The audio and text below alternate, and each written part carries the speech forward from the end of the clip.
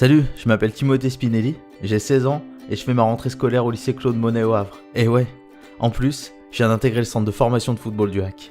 Mon père, Gino, a joué au football dans le club de Montceau-les-Mines dans les années 80-90. Il a même atteint les quarts de finale de la Coupe Gambardella en 87 où ils ont été battus par Beauvais.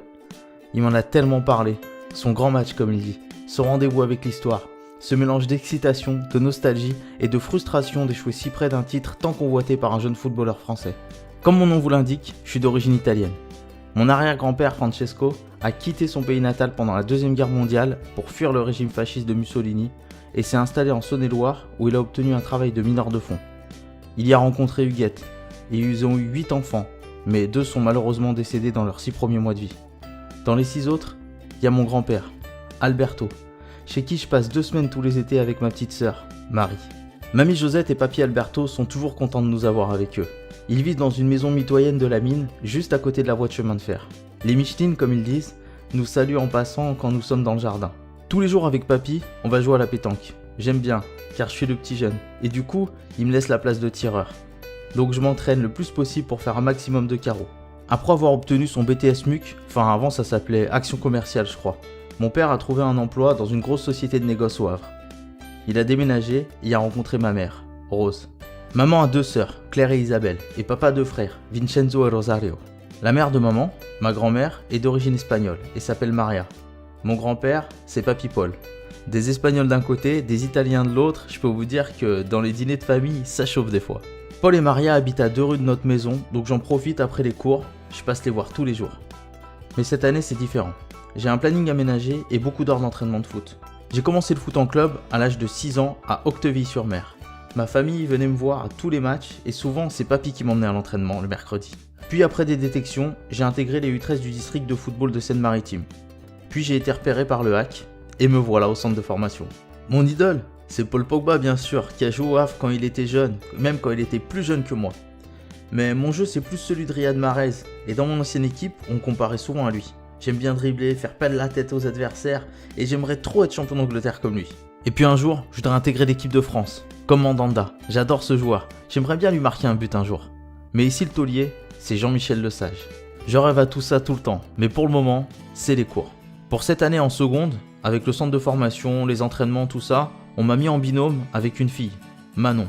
En fait, vu qu'il y a des cours que je vais rater, elle va prendre des devoirs pour moi, m'aider aussi à la maison, m'aider dans la compréhension des cours pour tous les cours que j'aurais pu rater.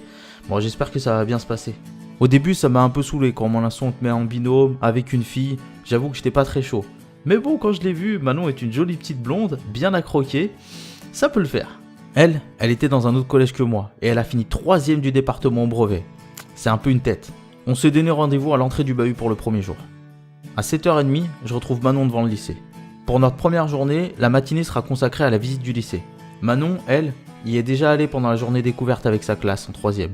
Moi, j'ai pas pu la faire, j'avais les détections du foot.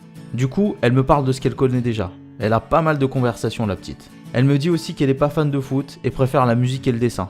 Une artiste, pourquoi pas. Dans le foot, on peut dire que je suis un petit peu un artiste aussi. Je vous avoue que quand elle m'a dit qu'elle jouait de la flûte, je me suis demandé si elle jouait pas aussi un peu du pipeau.